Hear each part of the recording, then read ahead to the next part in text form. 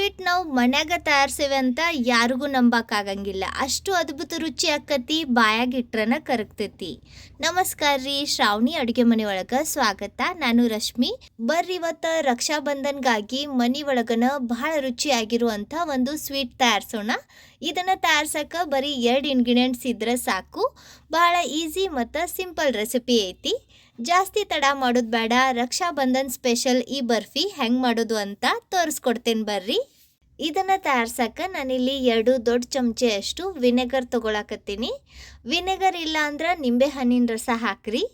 ಇದ್ರಾಗ ಒಂದು ಸ್ವಲ್ಪ ನೀರು ಹಾಕಿ ಇದನ್ನು ಸೈಡ್ ತೆಗೆದಿಡ್ರಿ. ಈಗ ನಾನಿಲ್ಲಿ 2 ಲೀಟರ್ನಷ್ಟು ಹಾಲು ಗ್ಯಾಸ್ ಮ್ಯಾಗ ಬಿಸಿ ಮಾಡಕ್ಕಿಟ್ಟೇನಿ. ಇವನ್ನ ನಾವು ವಿನೆಗರ್ ಹಾಕಿ ಒಡಿಬೇಕು. ಹಾಲಿಗೆ ಕುದಿ ಬಂದ್ಮ್ಯಾಗ ಗ್ಯಾಸ್ ಆಫ್ ಮಾಡಿರಿ. ಗ್ಯಾಸ್ ಆಫ್ ಮಾಡಿ ಇದ್ರಾಗ ಸ್ವಲ್ಪ ವಿನೆಗರ್ ಹಾಕಿ ಮಿಕ್ಸ್ ಮಾಡ್ಕೊಂಡು ತಗೋರಿ. ಗಮನ ಇರಲಿ, ಗ್ಯಾಸ್ ಆಫ್ ಮಾಡಿನ ಇದ್ರಾಗ ವಿನೆಗರ್ ಹಾಕ್ರಿ. ಇಲ್ಲಾಂದ್ರೆ ನಾವು ತಯಾರ್ಸಾಕತ್ತಿರೋ ಸ್ವೀಟ್ ಏನೈತೆ ನೋಡ್ರಿ, ಅದು ಉದುರಾಕತ್ತಿ, ಮೆತ್ತಗೆ ಸಾಫ್ಟ್ ಜ್ಯೂಸಿ ಆಗಂಗಿಲ್ಲ. ನೀವು ಬೇಕಂದ್ರೆ ಈ ಬರ್ಫಿನ ಮಾರ್ಕೆಟ್ನಾಗ ರೆಡಿಮೇಡ್ ಪನ್ನೀರ್ ಸಿಗ್ತೈತಿ, ಅದರಿಂದನೂ ತಯಾರಿಸ್ಬೋದು. ಆದ್ರೆ ಮನ್ಯಾಗ ಈ ರೀತಿ ಹಾಲು ಒಡಿಸಿ ಫ್ರೆಶ್ ಪನ್ನೀರ್ ತಯಾರಿಸಿ ಇದರಿಂದ ನಾವು ಬರ್ಫಿ ತಯಾರಿಸಿದ್ರೆ ಆ ಬರ್ಫಿ ಸಾಫ್ಟ್ ಇರ್ತೈತಿ ಮತ್ತು ಬಹಳ ರುಚಿನೂ ಆಕತಿ. ನೋಡ್ರಿ, ಕ್ರಮೇಣ ಹಾಲಿಗೆ ಈ ರೀತಿ ಒಂದು ಸ್ವಲ್ಪ ಲೈಟ್ ಆಗಿ ಹಸಿರು ಕಲರ್ ಬರ್ತೈತಿ ಮತ್ತು ಇದು ಗಟ್ಟಿ ಆಗ್ತಾ ಬರ್ತೈತಿ. ಈ ರೀತಿ ಪನ್ನೀರ್ ಬ್ಯಾರೆ ಮತ್ತು ನೀರು ಬ್ಯಾರೆ ಆದ್ಮ್ಯಾಗ ಈಗ ಇದನ್ನು ನಾವು ಸೋಸಿ ತಗೋಬೇಕು. ದಬ್ರಿ ಒಳಗೆ ಈ ರೀತಿ ಒಂದು ಕಾಟನ್ ಅರ್ಬಿ ಹಾಕಿ ಈ ಎಲ್ಲ ಪನ್ನೀರ್ ಹಾಕಿ ಮ್ಯಾಗ ಒಂದು ಸ್ವಲ್ಪ ತಣ್ಣೀರು ಹಾಕಿ ಇದನ್ನು ತೊಳೆದು ತಗೋರಿ. ಯಾಕಂದ್ರೆ ಇದ್ರಾಗ ನಾವು ವಿನೆಗರ್ ಹಾಕಿದ್ವಿ, ಇದು ಒಂದು ಸ್ವಲ್ಪ ಹುಳಿ ಆಗಿರ್ತೈತಿ. ಅದರಿಂದ ನೀವು ಈ ರೀತಿ ನೀರು ಹಾಕಿ ಇದನ್ನು ತೊಳೆದ್ರೆ ಎಲ್ಲ ಹುಳಿ ತೊಳೆದು ಹೋಗತಿ. ಈಗ ಇದನ್ನು ಒಂದು ಸ್ವಲ್ಪ ಈ ರೀತಿ ನೀರು ಬಸ್ತು ಗಟ್ಟಿಯಾಗಿ ಕಟ್ಟಬೇಕು. ಇದ್ರಾಗಿನ ಎಕ್ಸ್ಟ್ರಾ ನೀರು ಬಸಿಬೇಕು. ಅದಕ್ಕೆ ನೋಡ್ರಿ, ಇದನ್ನು ಈ ರೀತಿ ಗಂಟು ಕಟ್ಟಿ ಎಲ್ಲರ ನೇತು ಹಾಕ್ರಿ. ಅಥವಾ ನೀವು ಬೇಕಂದ್ರೆ ಇದನ್ನು ಒಂದು ಪ್ಲೇಟ್ನಾಗ ಇಟ್ಟು ಮ್ಯಾಗ ಇನ್ನೊಂದು ಪ್ಲೇಟ್ನ ಹೊಳಸಿ ಇಟ್ಟು ಮ್ಯಾಗ ವಜ್ಜೆ ಇಡ್ಬೋದು, ಅಂದ್ರೆ ಎಕ್ಸ್ಟ್ರಾ ನೀರು ಹೋಗತಿ. ನಾನು ಇದನ್ನು ಈ ರೀತಿ ಕೆಳಗೊಂದು ದಬ್ರಿ ಇಟ್ಟು ನೇತು ಹಾಕಿದ್ದೆ. ಇದ್ರಾಗಿನ ಎಕ್ಸ್ಟ್ರಾ ನೀರು ಬಸ್ತೈತಿ. ನೋಡ್ರಿ, ಹಿಂಗಿದು ಒಂದು ಸ್ವಲ್ಪ ಗಟ್ಟಿ ಆಗಿರ್ತೈತಿ. ಇದನ್ನು ಪ್ಲೇಟ್ನಾಗ ಹಾಕಿ ಉದುರು ಮಾಡ್ಕೊಂಡು ತಗೊಳ್ಳೋಣ. ಈ ರೀತಿ ಇದನ್ನು ಬಿಡಿಸಿ ತೊಗೊಂಡ್ಮ್ಯಾಗ ಈಗ ಇದ್ರಾಗ ನಾನು 2 ದೊಡ್ಡ ಚಮಚೆ ಅಷ್ಟು ಮನ್ಯಾಗ ಫ್ರೆಶ್ ಕ್ರೀಮ್ ಇರ್ತೈತೆ ನೋಡ್ರಿ, ನಾವು ಹಾಲಿನ ಮ್ಯಾಗ ಕೆನೆ ಇರ್ತೈತಲ್ಲ ಅದನ್ನು ತೆಗೆದಿಟ್ಟಿರ್ತೀವಿ, ಅದನ್ನು ಹಾಕಾಕತ್ತೇನಿ. ಈ ರೀತಿ ಕೆನೆ ಇಲ್ಲ ಅಂದ್ರೆ ನೀವು ಬೇಕಂದ್ರೆ ಮಾರ್ಕೆಟ್ನಾಗ ಸಿಗೋ ಫ್ರೆಶ್ ಕ್ರೀಮ್ನು ಯೂಸ್ ಮಾಡ್ಬೋದು, ಅಥವಾ ಸ್ಕಿಪ್ ಮಾಡಿದ್ರು ನಡೀತೈತಿ, ಹಾಕಬೇಕಂತಿಲ್ಲ. ನೀವು ಪನ್ನೀರ್ನಿಂದ ಈ ರೆಸಿಪಿ ಮಾಡಾಕತ್ತಿದ್ರ ಪನ್ನೀರ್ನ ಹೆರ್ಜಿ ಆಮ್ಯಾಗ ಇದ್ರಾಗ ಫ್ರೆಶ್ ಕ್ರೀಮ್ ಹಾಕಿ ಕಲಸ್ರಿ. ಪನ್ನೀರ್ ಹಾಕಿ ಮಾಡಾಕತ್ತಿದ್ರ ಇದ್ರಾಗ ಒಂದು ಸ್ವಲ್ಪ ಜಾಸ್ತಿ ಕ್ರೀಮ್ ಹಾಕ್ರಿ, ಅಂದ್ರೆ ಒಂದು 4 ರಿಂದ 5 ಚಮಚೆ ಅಷ್ಟು ಕ್ರೀಮ್ ಹಾಕ್ರಿ.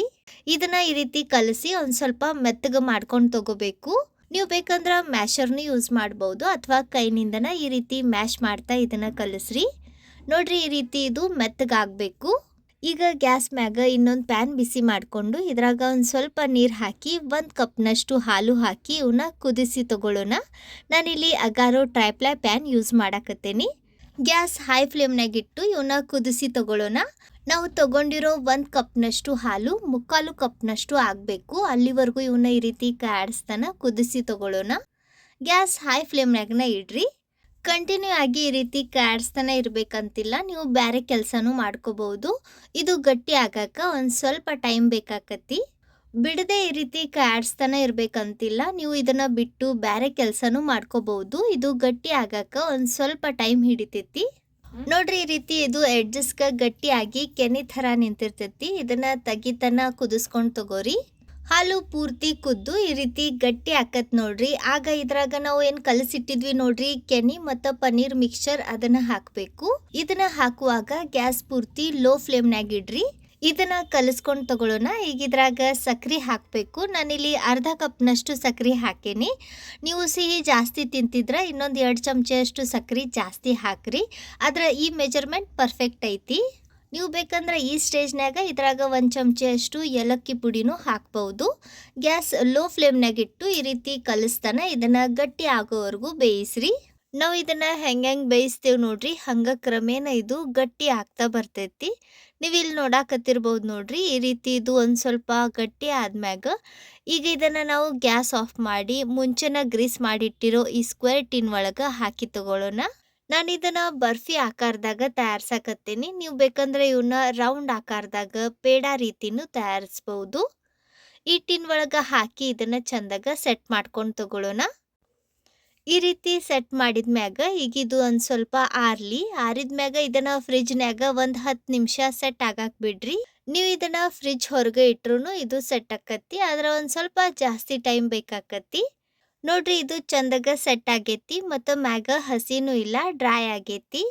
ಈಗ ಇದನ್ನ ಕಟ್ ಮಾಡ್ಕೊಂಡು ತಗೊಳ್ಳೋಣ. ನಿಮ್ಗೆ ಬೇಕಾದ ಆಕಾರದಾಗ ಇದನ್ನ ಕಟ್ ಮಾಡ್ರಿ. ನಾನು ಇಲ್ಲಿ ಸಣ್ಣ ಸಣ್ಣ ಸ್ಕ್ವೇರ್ ಆಕಾರದಾಗ ಇದನ್ನ ಕಟ್ ಮಾಡಾಕತ್ತೇನಿ. ಇದ್ರಾಗಿನ್ ಒಂದು ಪೀಸ್ ತೆಗೆದು ತೋರಿಸ್ತೇನೆ ನೋಡ್ರಿ. ವಾವ್, ಸೂಪರ್ ನೋಡ್ರಿ. ನೋಡಾಕ ಎಷ್ಟು ಚಂದ ಕಾಣಾಕತ್ತೈತಿ, ನೋಡಿದ್ರನ್ನ ತಿನ್ಬೇಕು ಅನ್ಸಾಕತ್ತೈತಿ. ಸೊ ನೀವು ಈ ಬರೋ ರಕ್ಷಾ ಬಂಧನ್ ಒಳಗ ಈ ರೀತಿ ಸ್ವೀಟ್ ತಯಾರಿಸಿ ನೋಡ್ರಿ, ಹೆಂಗ್ ಬಂತು ಅಂತ ಕಮೆಂಟ್ನ್ಯಾಗ ತಿಳಿಸ್ರಿ. ವಿಡಿಯೋ ಚಲೋ ಅನ್ಸಿದ್ರ ಸ್ವಲ್ಪರ ಯೂಸ್ಫುಲ್ ಅಂತ ಅನ್ಸಿದ್ರ ಲೈಕ್ ಮಾಡ್ರಿ. ನಿಮ್ಮ ಫ್ರೆಂಡ್ಸ್ ಹಂಗ ಫ್ಯಾಮಿಲಿ ಸರ್ಕಲ್ ಜೊತೆ ವಿಡಿಯೋನ ಶೇರ್ ಮಾಡಿ ಪ್ರೋತ್ಸಾಹಿಸಿ. ನಿಮ್ಮ ಬ್ಯುಸಿ ಲೈಫ್ನಾಗ ಟೈಮ್ ತೆಗೆದು ಈ ವಿಡಿಯೋ ನೋಡಿದ್ದಕ್ಕೆ ಧನ್ಯವಾದ. ಭೇಟಿ ಆಗೋಣಂತ ಮತ್ತೊಂದು ಹೊಸ ರುಚಿಯಾಗಿರೋ ಸಿಹಿ ರೆಸಿಪಿ ಜೊತೆಗ. ಅಲ್ಲಿವರೆಗೂ ನಕ್ಕೊಂತಿರ್ರಿ, ತಿನ್ಕೊಂತಿರ್ರಿ, ಖುಷಿಯಾಗಿರ್ರಿ.